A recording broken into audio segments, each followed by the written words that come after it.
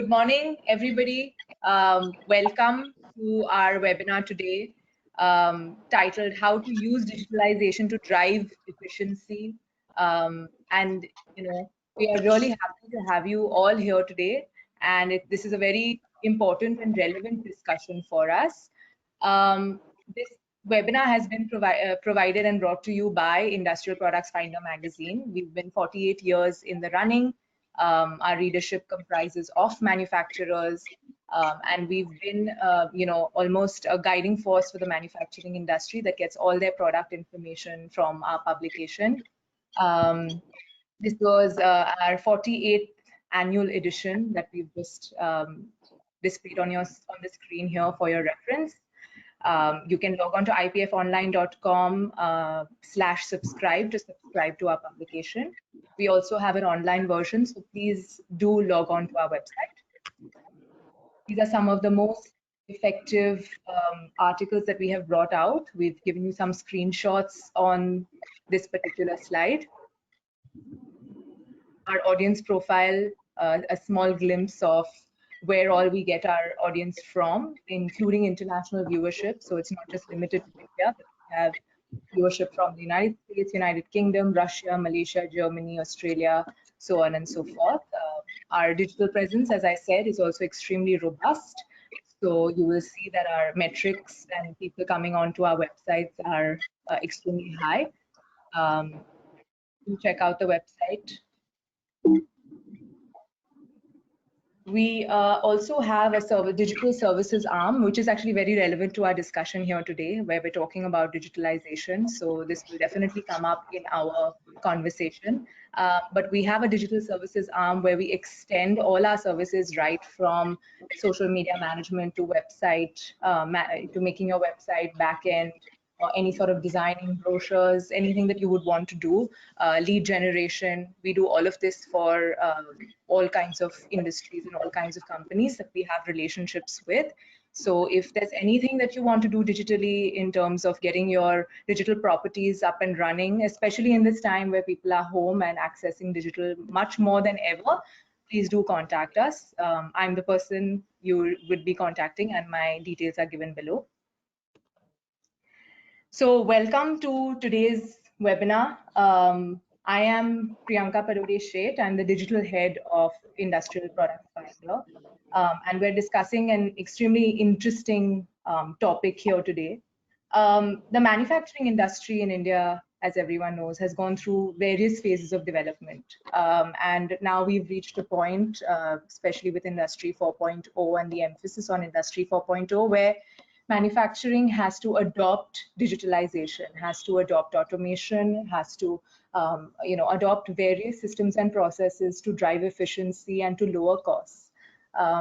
Given the COVID-19 pandemic as well, where we have a lot of migration of workers going back to their hometowns, people not being able to work in as much density as they were able to work before, it's become even more important and even more relevant for us to automate our systems and processes so that even with a reduced workforce, our efficiency does not go down, and companies are able to produce in as much quantities as they could before, so that they can keep their businesses going and their businesses running. While a lot of larger companies, of course, have adopted this, SMEs are yet to adopt this in a big way. And we, of course, have an extremely esteemed panel with us here today. So I'd just like to briefly introduce them. We have Mr. Anup Wadhwa, Director, Automation Industry Association, Ms. Mohini Kelkar, MD of the Grindmaster Group, Mr. Mudit Agarwal, CIO and VP IT Uflex Group. We have Mr. Shivaram PV, a mentor for Center for Industry 4.0 Lab, Department of Heavy Industries, Government of India, and Mr. Samir Gandhi, MD of Omron Automation India. Welcome to all of you, and thank you so much for being here today. I'm just going to kick off this webinar by giving a short insight onto what the scenario is today for digitalization, and then we'll kind of open the floor to having this discussion. So of course, India has to adopt and adapt these new technologies. Now, of course, as everybody has been seeing Mr. Modi's speeches and also the finance minister, the Make in India emphasis has become even stronger, right? Because people are trying to reduce their reliance on importing a lot of things because they want to manufacture in their own countries due to fear of this virus. And so Make in India, even though it was a pretty big movement before, the emphasis on it has become even stronger. So I think the need for digitalization, the need for companies to really make their systems and processes efficient is higher now than ever. In order to support this growth, India will need an ecosystem comprising tier 1, tier 2, as well as tier 3 suppliers with a high level of efficiency, flexibility, and quality focus. And of course, like I was saying in my introduction before, digitalization will really help us to lower costs, increase your efficiency, keep your production levels almost intact to what it was with this, with increased number of labor. And it will open up new business opportunities for everybody. And I think with the emphasis of working from home and people working remotely, companies are possibly going to have to adopt digitalization, which maybe was an option before, but now the options to the options of go to international trade shows, international exhibitions, meet people, it has gone down, at least for the near future. And so people are going to have to adopt digitalization almost overnight, whether they like it or not. Just a little bit on Industry 4.0. Of course, the Industry 3.0 was talking about computer systems, and now we've got into smart sensors, automation, IoT, machine learning. Of course, now as I was saying, in the COVID-19 pandemic, this has become even more relevant, and it has accelerated the process. So changes that would have taken probably several years to complete, we'll see a lot more changes happening in the next 18 months. And also to combat the unavailability of as much human workers as we used to have before this. The first essential factor of the digitization, so I've just listed out the new manufacturing stack here for all the viewees' benefits. And the first essential factor is the digitalization of distribution. The second essential factor is the digitization of the factory floor, which of course means your systems and processes to actually manufacture the product, robotics, 3D printing, IoT. And the third essential factor is the growth of online manufacturing platform. Like I was saying, because your international exhibitions and trade shows will become very less, you're going to have to, SMEs are going to have to learn to register themselves on platforms, to use online platforms to make sure that they are able to sell, export to other countries, and keep their businesses going as they were before. So just like there is the GovPati marketplace in India, there are various platforms internationally where SMEs will have to learn how to register and how to. So this kind of brings me to our discussion today, which I'm going to open up to our panel, and I'm going to start by directing my first question to Mr. Anupadva. So how is digitalization and automation going to reshape the future of the manufacturing sector in your opinion? Automation and digitalization are together a very powerful set of technologies, and I think that combination will lay the foundation for what we are hearing as the cyber physical integration. When you talk about the pandemic and its effect, one good thing we've all noticed is that we are able to have seminars and webinars and get people, I think, much more easily. It wasn't possible earlier. You had to wonder about travel time, your next meeting. And after the session is over, I can just switch my connection and get on to another meeting. So that is the power of technology when you are able to connect with human beings. Similar breakthrough is on the anvil when you talk about connecting physical machines on an internet network and then having knowledge workers, etc., all connected. So that really is going to unleashed 2-3 important things in my mind. One is that the knowledge barrier is going to break. We are able to share knowledge so easily now, right?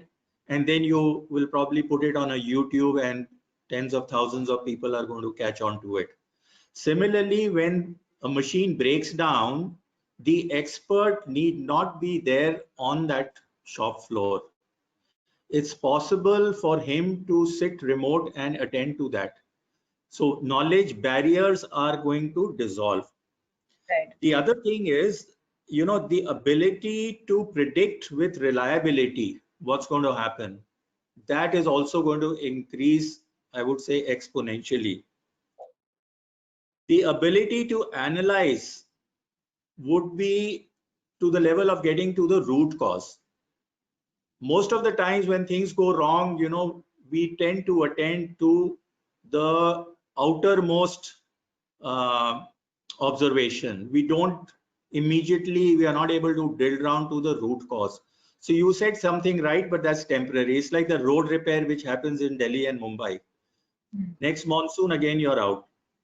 That's the second piece. And the third piece is decision makers, operators, every role holder will have power in his hands to act quickly and act with precision.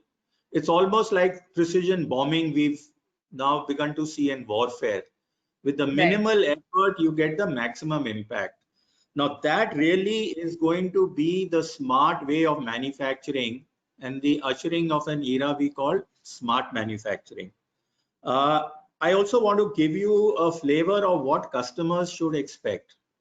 All this, what I have told you, is the benefit to the manufacturer and his employee. But for customers, the real benefit is that they will be able to get customized products. And manufacturers are going to now vie to give him that experience. So customers have always wanted three important things. One is quality, the other is delivery, and the third is cost. And so far, our industry was used to making this happen if you produce to scale. So a Maruti or a Hyundai could meet quality, cost, delivery, provided they went on a massive production run. Same requirement is now available to a retail customer.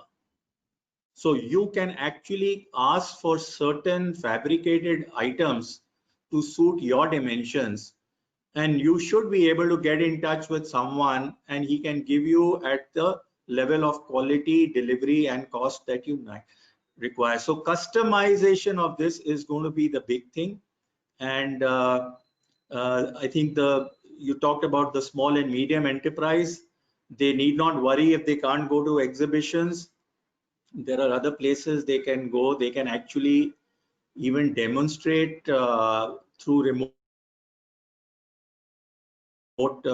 ways how their plant is, provided it is really smart. They should be proud to let their customers see. And that's something which my association is doing as part of a government and academic project called the Foundation of Smart Manufacturing at IIT Delhi, where in a few months we'll actually be able to give customers that unique experience.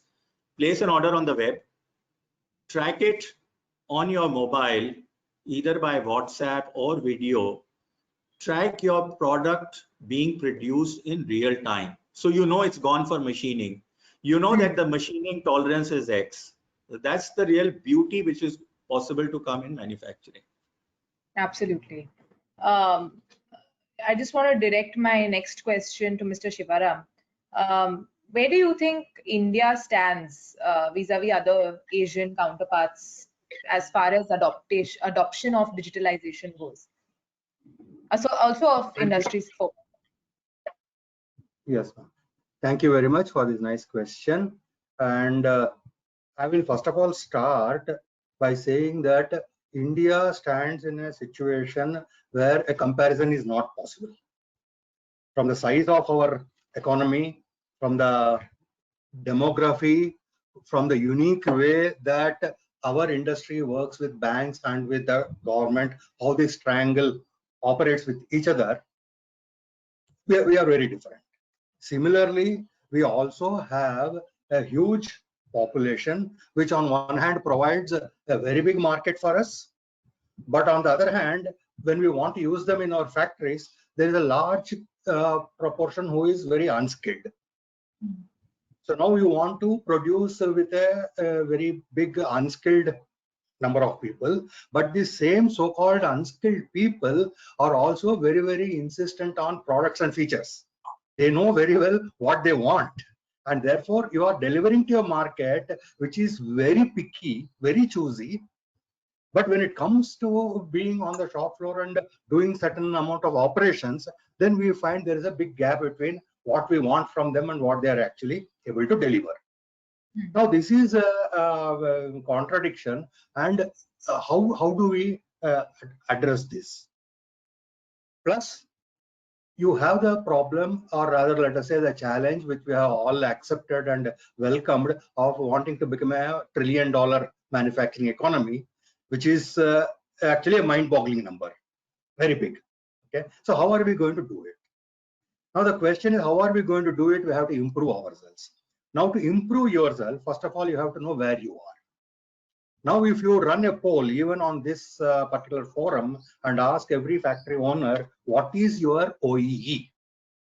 Most people will give you an answer between 75 to 85, something like that. Whereas actually, if you do an independent audit, possibly you will not even reach half that figure. Now, I will say that this is a great benefit you can achieve by knowing exactly where am I. Because if you know where you are and where you want to reach, then you can strategize, then you can make plans, and you can move forward. So this is, I think, one of the biggest benefits of having a comprehensive digitalization. Now, what is the difficulty with actually wanting to go for digitalization? Why is it not just happening overnight in all factories? For one, it is perceived to be technologically very challenging. Yes, because the kind of acronyms which we use, the kind of hardware that is needed, etc., it all seems to be very expensive, very capital intensive, and there is a challenge whether we can actually deploy it on my shop floor, right? So this is a fear of, I will say, unknown and unfamiliar. And one of the ways where we want to actually address this is by evangelism, by going and talking out to people and explaining to them it need not be so complex. The individual units, the components may be very complex, but actually you don't have to do anything with it. You can learn to drive a car without knowing how an internal combustion engine works. The IC engine is a very complex piece of mechanism, but almost anybody can learn to just operate the accelerator, brake, and the clutch. So similarly, digitalization also can be managed in a similar manner. The bigger challenge in this area is that digitalization is not just a patch on of technology onto an organization. It is a change management. It's a people change. And therefore, it's actually mostly a management challenge. And I believe that many managers feel that this challenge is too big given the skill level and knowledge level of their employees, and therefore they really fear to go on that path altogether. But here I will say that if you don't do it, and if all your competitors get into that and obtain a tremendous competitive advantage against you, then where are you? So it's better to go in today and be one of the early movers so that you can make the rules of the game rather than later on scramble to come ahead. Right. Correct. Now I will, I think more or less I have covered all your issues, but essentially, as I say, OEE is the core of the whole thing. Yes, thank you, Mr. Shivaram. I think based on what you said, I think it's a good time for us to bring up our first poll. That'll also give a chance for Ms. Kelkar. Ms. Kelkar, have you joined? Yes. Okay. So we're just going to open up our first poll. It's in line with what Mr. Shivaram was saying. So there will be a poll that will appear on your screen, and the poll question will appear, and all the options will appear as well. Which are the biggest hurdles for companies who want to adopt automation and digital solutions? Upfront cost, lack of understanding of the technology and its applications, lack of availability of the technology and vendors, or the lack of skilled manpower to implement, run, and maintain automated and digital systems. So that poll should be on your screens now. Please do select one of the 4 options that have been presented to you. Panelists, this will give us a good way for us to know that all the viewers, what do they think?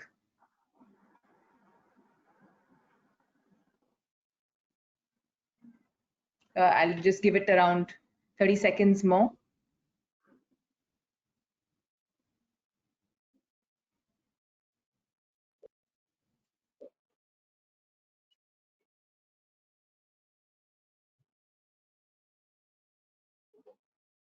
Okay. So that's the end of the poll, and the results should be displayed on your screen. So 21% think that upfront cost is the hurdle.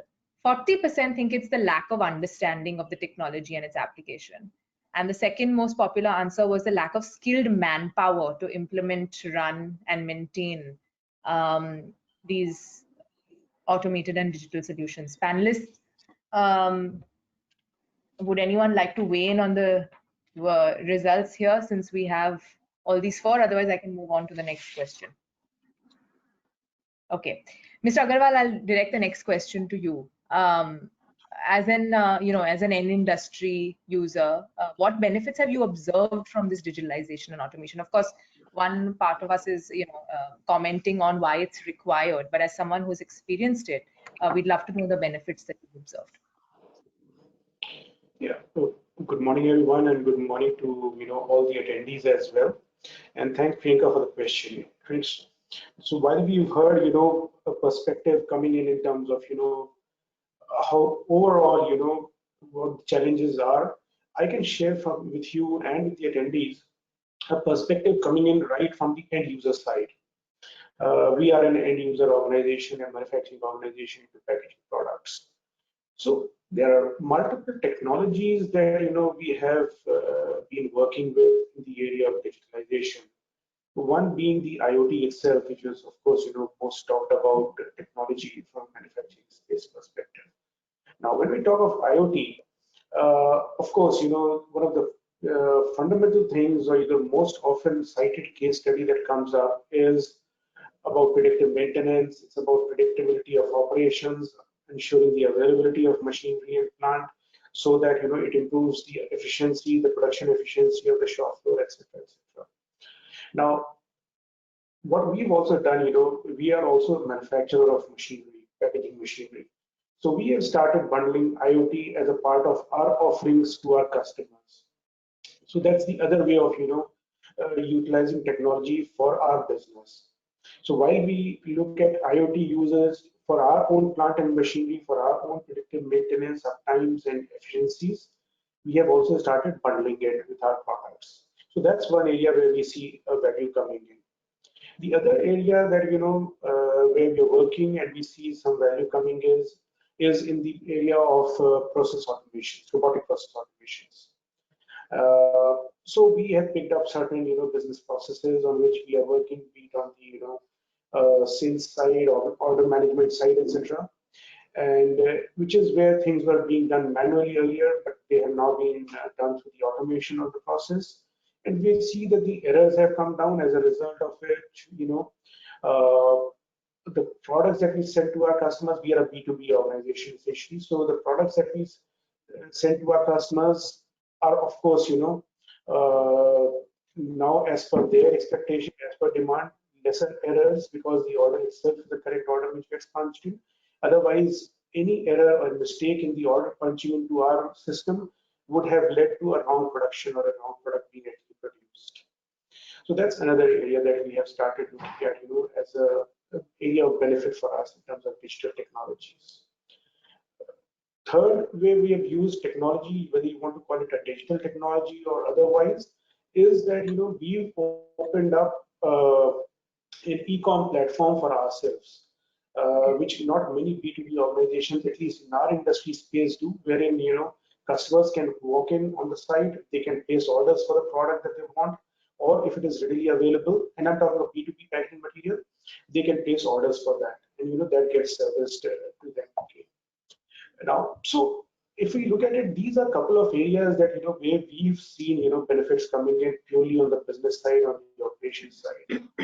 On the backend side, on the what we are already in the process of implementing a cloud-based solution for our employees for human capital management.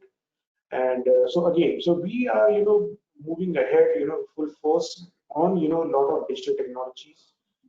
Some are in early stages of adoption, some are in fairly mature stages of adoption, but they do bring in good amount of benefit for the organization. One thing which I would definitely like to highlight, I think our esteemed panelists before me did touch upon that challenge and also the issues which are coming up. And this comes more when you talk of IoT and the related technologies on the shop floor. There are two elements, which people who have been in the industry on the manufacturing side would be able to relate. There is an IT, as we know, and then there is an OT, which is the operational technology.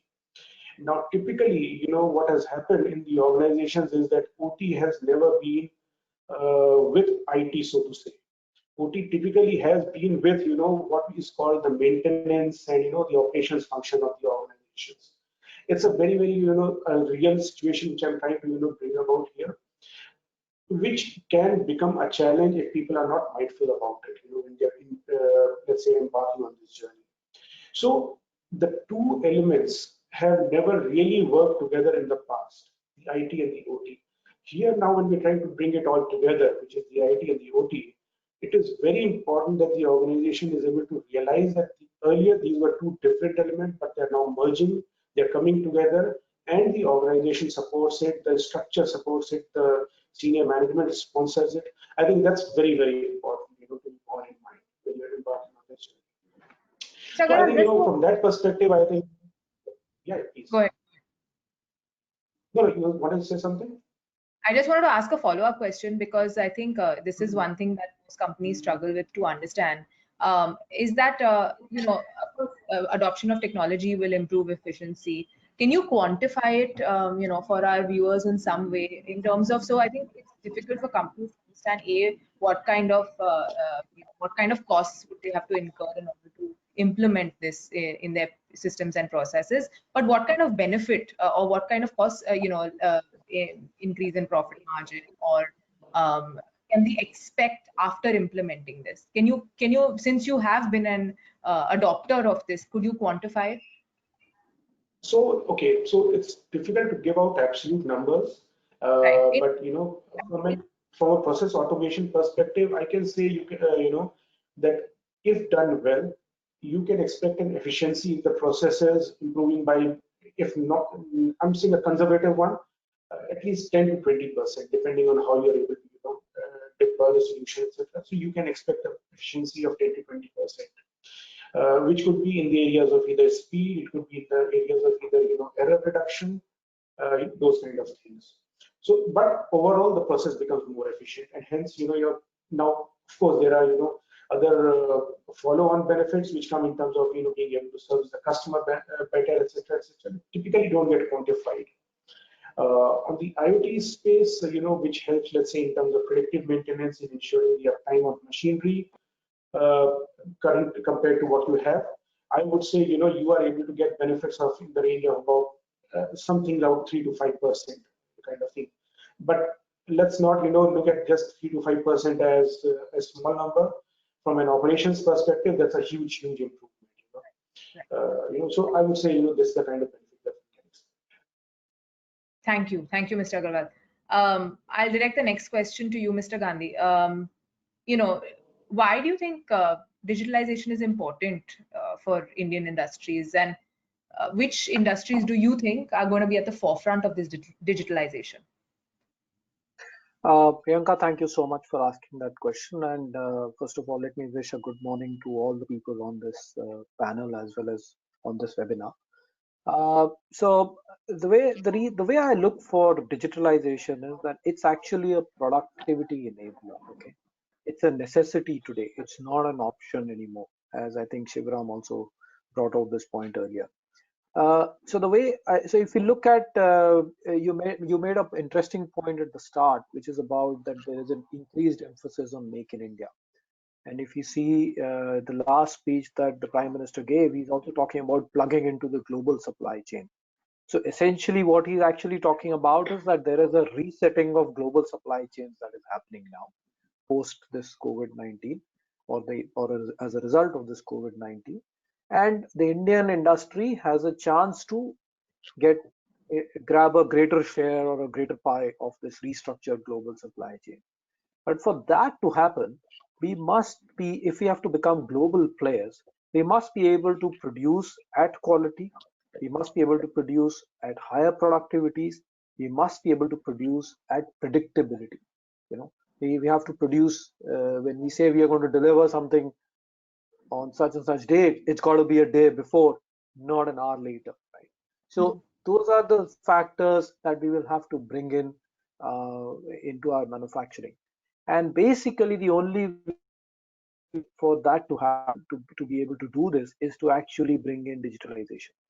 So from that point of view, it's an essential and not a kind of an option that is available to us, to the Indian industry. There are of course other benefits of digitalization. I mean, when you also get plugged into data analytics. So I think as another panelist mentioned, if you have to do an effective root cause analysis, you cannot do it without proper data. And digitalization is a very, very beautiful way of actually making sure you have all of that data with you, so that you can actually do some analytics on it. Plus, of course, it can help you do many other things. So from that point of view, yes, it's a necessity. Talking about your other part of the question, which industries are actually ahead of this curve in India, at least from that point of view, I think one is the automotive industry. So the automotive industry has been a fairly early adopter of digitalization because of their, structured manufacturing process, and they were able to invest, and they were large units, and they were really able to invest a lot in this. I think now the pharma, the F&B and FMCG are the other sectors that are catching up. But also we see that many other sectors, including MSMEs, are catching up on this digitalization trend. And a part of the reason why they are doing this is also because they want to get into flexibility. Again, a point that I think Mr. Wadhwa brought up in terms of customization and everything else. So we are going to see more and more industries jump into digitalization to take advantage of this situation. Okay. Thank you, Mr. Gandhi. So now I think I'm just going to move on to Ms. Kelkar. My next question is for you. As an SME, which has a global footprint, what are your views on automation and digitalization? And how has digitalization helped you, especially with this global footprint? Yeah. Very good morning to all the panelists and the participants, and thanks for the question, Priyanka. I think automation is still, there is a misconception in the SMEs that automation will be costing a lot and it will not benefit them. And also another conception is it will reduce the number of operators, and it is done only for reducing the operators. Actually, automation is not done for reducing the operators, but to improve the quality, predictability, and assurance. It's a kind of quality assurance system, and it also brings your processes previous and afterwards in place. For example, if you are going to present some part to the automatic machine, its previous processes have to be of that level, so that the input is absolutely regulated. So actually speaking, automation is a kind of a must now in restructuring of the global supply chain. If we are looking at doing the parts which some Chinese companies were doing earlier, again the comparison of China comes into picture here. and we sell almost 50% of what we produce in China, and we experience that Chinese people have got the benefit of the scale, and so they invested very fast in automation as well as digitalization. And if we are to match them, if we are to be a part of the global supply chain, we have to think big, and we have to think, get the volumes, and we have to follow the expectations of the global buyer. So when you talk about this, apart from predictability and quality and flexibility, traceability is also extremely important. So tracing the cause or tracing of the failure, if at all it has happened, the foreign buyer or the global supply chain would expect you to give that traceability. Who has produced it, on the machine it was produced, etc., etc. And it is also imperative that the machines and the processes that you use in the whole manufacturing are of a certain quality level and of a certain automation level. I think India has got a level playing field after COVID, because after COVID, the whole world has come to a kind of a level zero, so to say. And so we are not, I think it is an opportunity. It is absolutely an opportunity for the Indian players.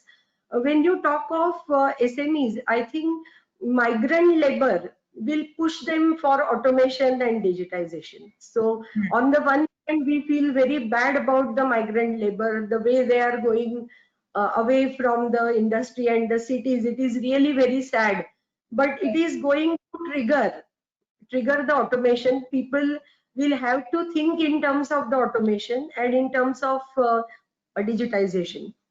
When you ask me about our how it has affected us, so see, being exporting to the large MNCs, we have been doing this digital some about 10-15 years ago itself, because of their demand. And so we have the smart machine features on all our machines. They are cloud based. So some machine of ours in Dongfeng Nissan in China can be attended from my factory in Aurangabad. So these kind of features are of course advanced, and they cannot, I think as of now, SMEs adopting them seems very difficult, but nevertheless they should be aware that such features are there. Also the tool management systems which we develop, because you have to monitor the tool wear, when you have to change the tool, the brake alarms, etc., etc. All those features are there on the machine, and they can be easily be utilized. For example, in the tool management system, we have an alarm which says that now the tool will wear out after 1 week, and you should order it out now, or say 2 weeks. So such alarms and such features, I think, are extremely beneficial, and they will get very soon adopted. Yeah. Okay, thank you, Ms. Kelkar. So really quickly, before I move into our, a couple of questions about challenges that we have, I'm going to just introduce poll number 2 on the screen. You should see it shortly. Again, it will be a similar process. So which functional areas or divisions can benefit the most from digitalization? So please select one of the options that comes up on your screen: production, procurement, distribution and logistics, marketing and promotion, or sales. Of course, your marketing and promotion means all the digital marketing that we do. So please do pick one of the 5 options on your screen.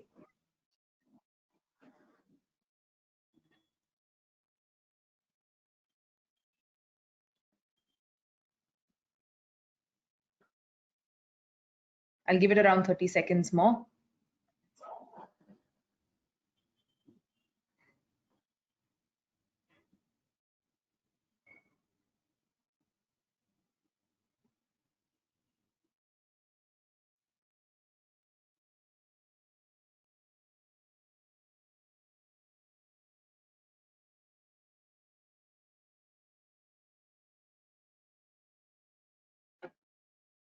Okay, so I think 60% of our audience has voted, and marketing and promotion comes out a winner with 43% thinking that that is one area that will benefit most from digitalization.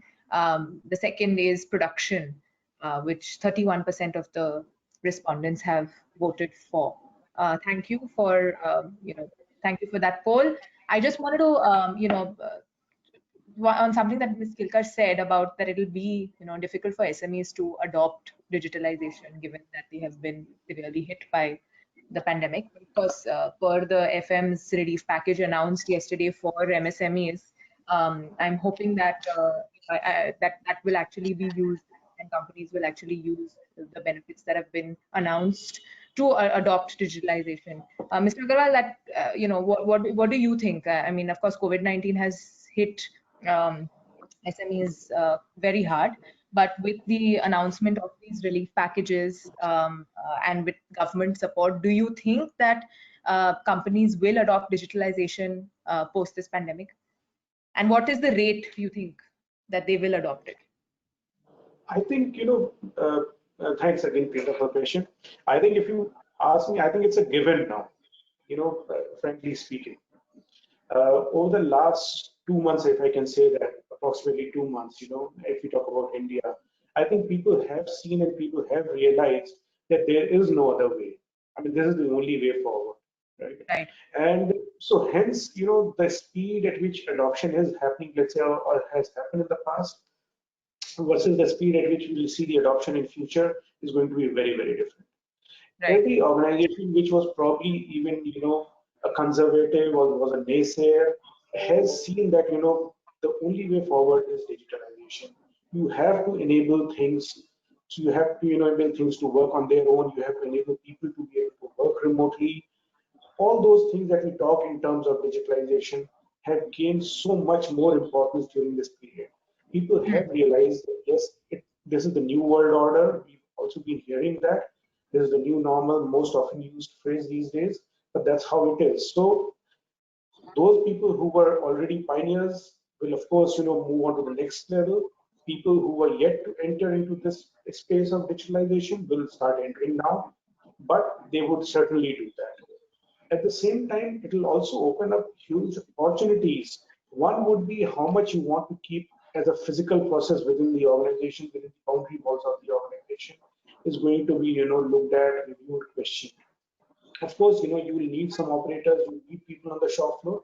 They will be there, right? You will require those people. But at the same time, a lot of other elements in the organization which can be done, without the physical presence would, of course, be enabled through available technologies that are there, be it in terms of, let's say shared services setup, be it in terms of customer services setup, all these things which can be very, very easily enabled through the technology.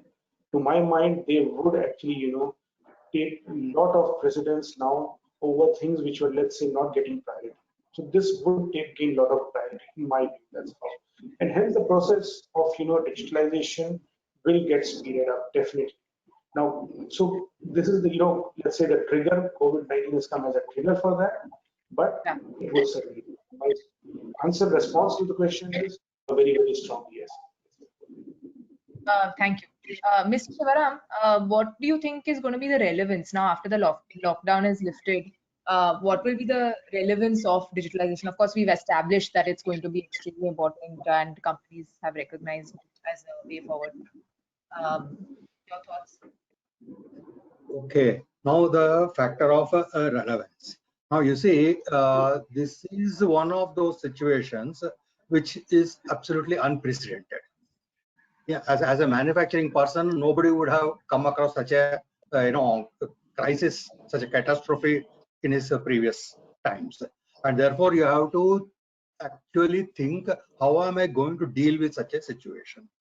It is a classic, VUCA, absolutely volatile, absolutely uncertain. What is volatile and uncertain? Everything is volatile. Availability of material is uncertain. Availability of men is uncertain. Availability of money is uncertain, right? So now, what do you wish for at a stage like this?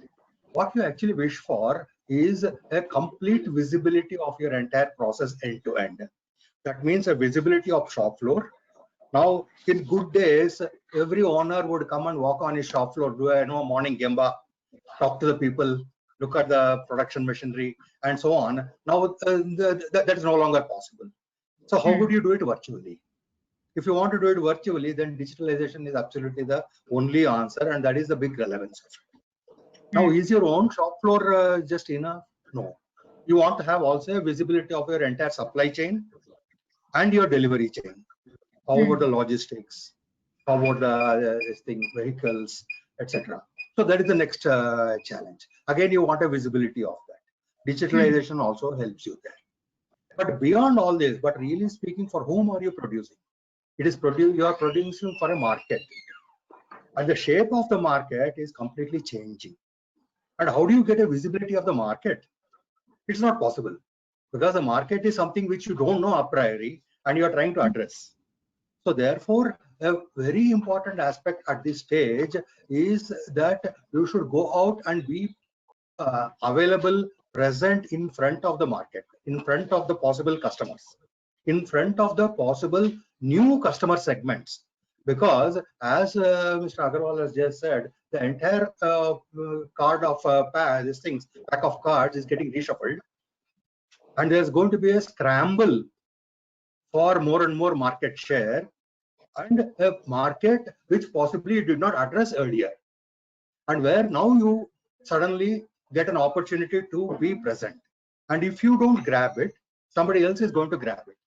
If global supply chains are going to change, suppose they're going to change their sourcing, suppose people say, okay, now I will source more local, then there's a huge big opportunity out there.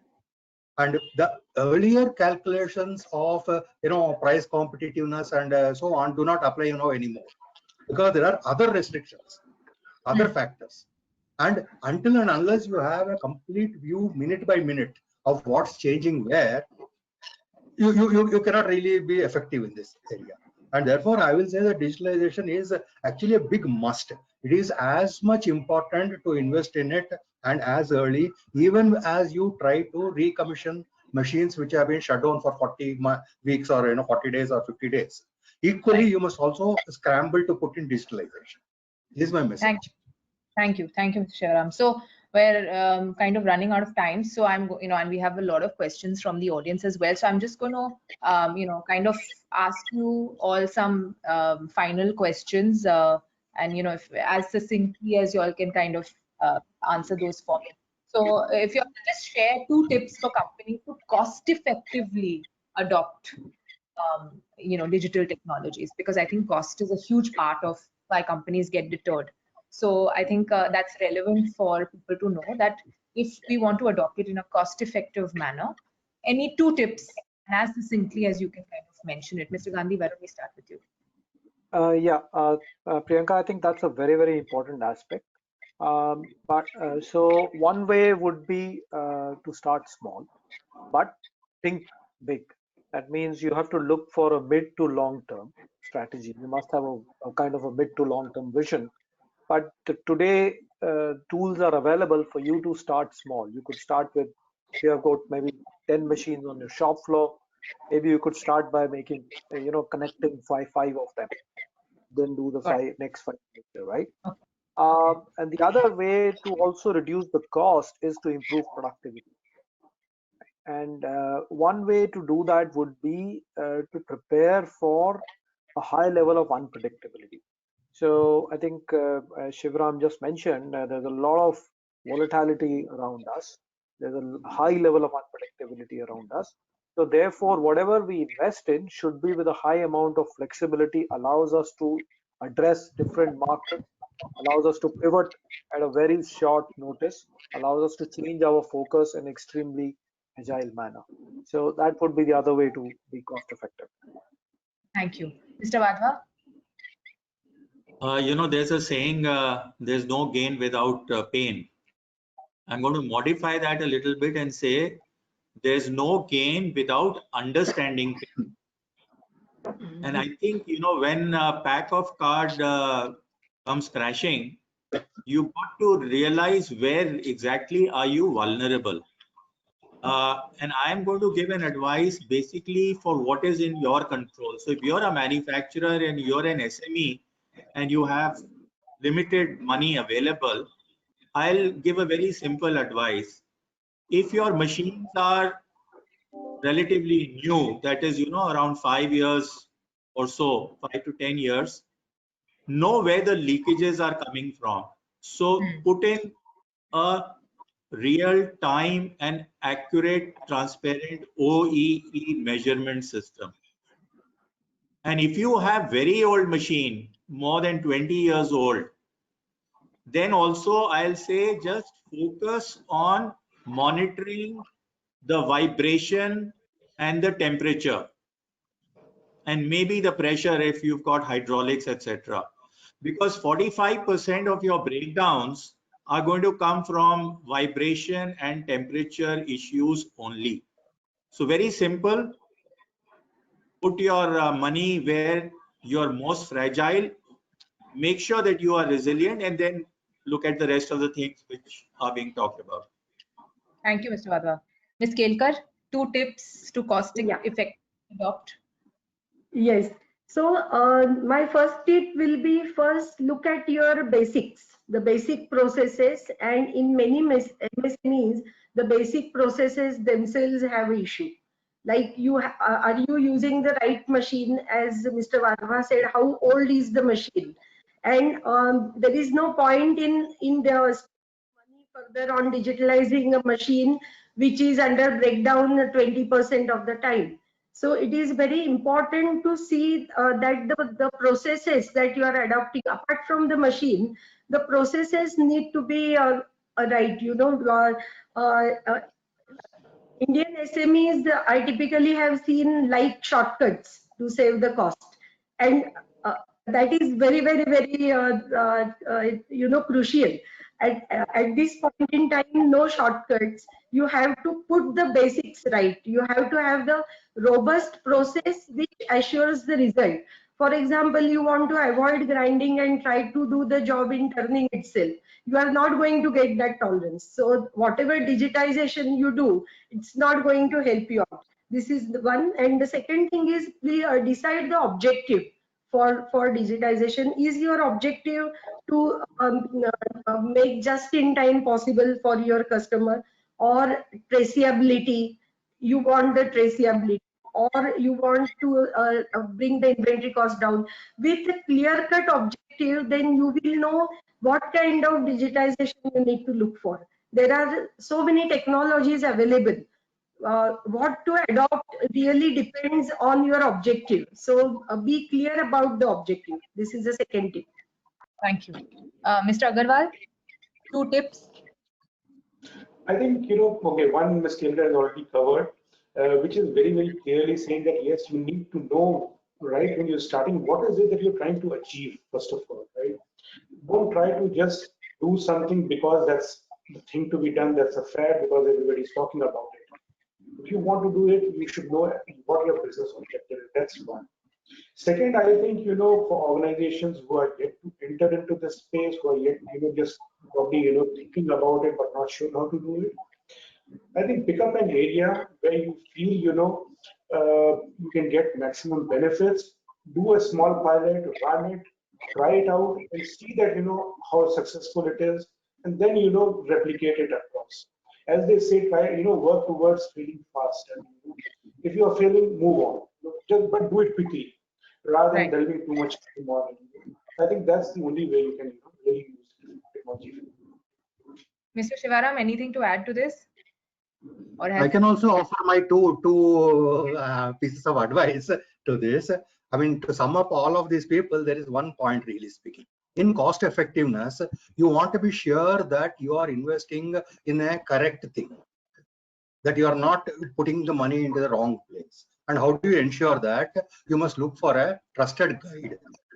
And as a trusted guide, offhand from the top of my head, I can offer you 2 people. One is FSM, represented by Mr. Wadhwa, and C4I4, represented by me. So a trusted guide is very important in a journey where you don't know the path yourself. And the second tip, really speaking, I would really implore, please invest in training. in training of your people. Because no matter what you bring into the factory, if you don't invest in training, that investment is going to be a loss. With this, I will stop. I have a big projection to give, but I will stop here.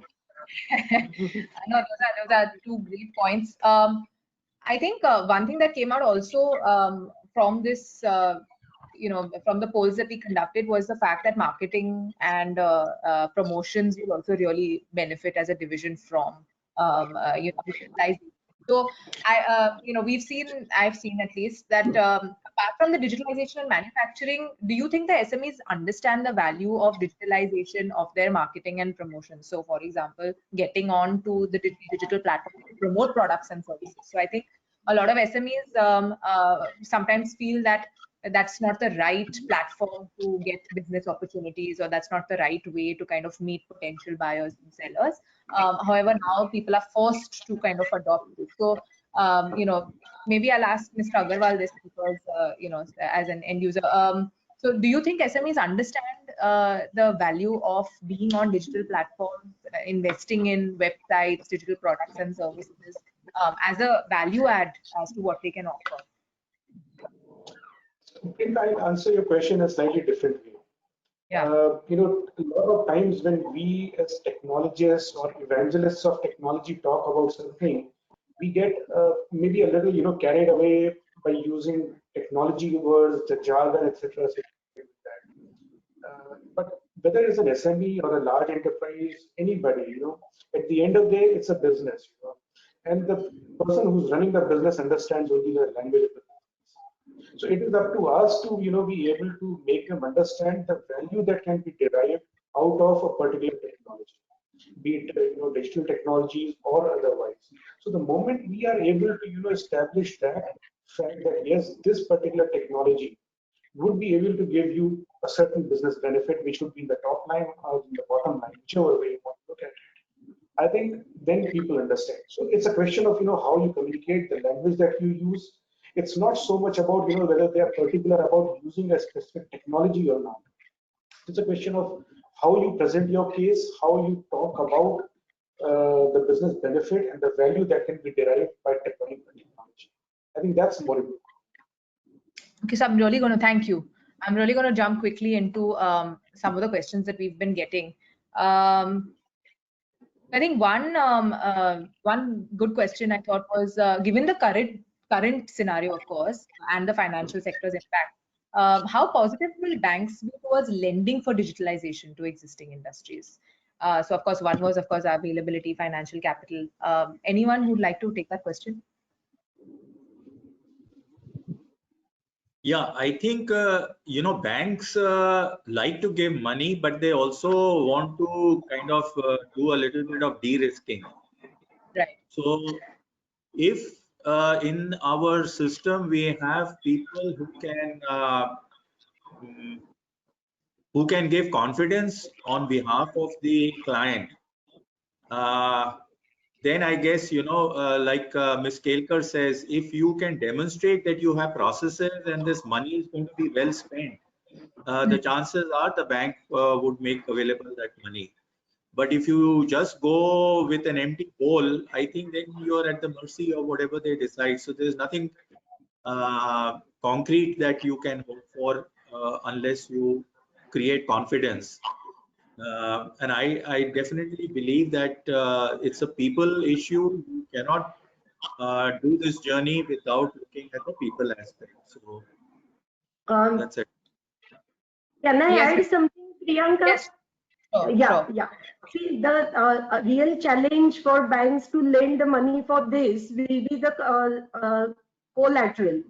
Of course, what could be the collateral here? And recent policy which declares that bank should disburse the money with collateral post-COVID, because to combat with the COVID situation. So there is no collateral will be required. So this will a bit help in getting the money for digitization from the bank. Okay. Just one last question. Priyanka, may I add something to this?